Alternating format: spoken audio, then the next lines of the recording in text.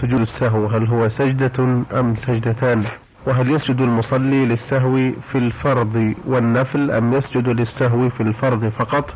وهل يقرأ التحيات بعد السجدتين أم يسلم مباشرة؟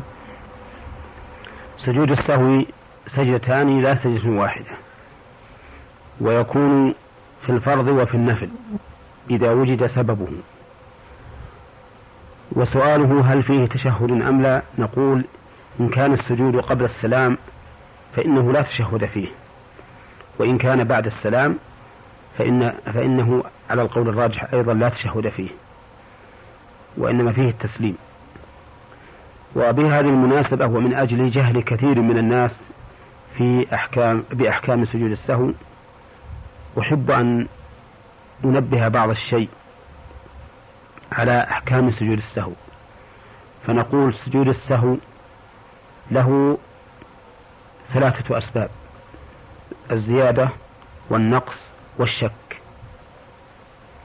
فالزيادة مثل أن يزيد الإنسان في صلاته ركوعا فيركع في الركعة الواحدة ركوعين، أو سجودا فيسجد 3 مرات، أو قياما فيقوم للركعة الخامسة مثلا في الرباعية ثم يذكر فيرجع.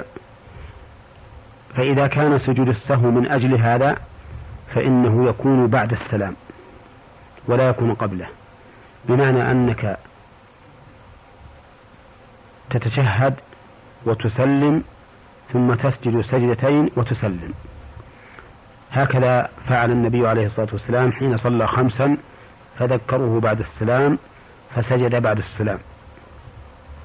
ولا يقال إن النبي عليه الصلاة والسلام سجد بعد السلام هنا ضرورة أنه لم يعلم إلا بعد السلام، هو كذلك، لكننا نقول لو كان الحكم يختلف عما فعل لقال لهم عليه الصلاة والسلام: إذا علمتم بالزيادة قبل أن تسلموا فاسجدوا لها قبل السلام. فلما أقر الأمر على ما كان عليه علم أن سجود السهو للزيادة يكون بعد السلام.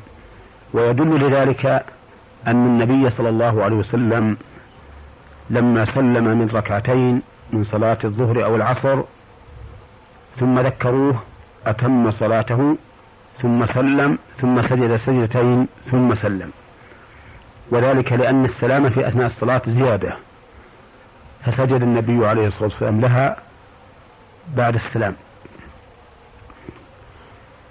وكما أن هذا مقتضى الأثر فإنه مقتضى النظر أيضا، فإنه إذا زاد في الصلاة وقلنا يسجد للسهو قبل أن يسلم صار في الصلاة زيادتان، وإذا قلنا إنه يسجد بعد السلام صار فيها زيادة واحدة وقعت سهوا. السبب الثاني لسجود السهو النقص، وهذا سجوده قبل السلام، مثل أن يقوم عن التشهد الأول ناسيا، أو أن ينسى أن يقول سبحان ربي الأعلى في السجود، أو ينسى أن يقول سبحان ربي العظيم في الركوع، فهذا يسجد قبل أن يسلم، لأن الصلاة الآن نقصت بسبب هذا الترك، فكان مقتضى الحكمة أن يسجد للسهو قبل أن يسلم ليجبر النقص قبل أن يفارق الصلاة.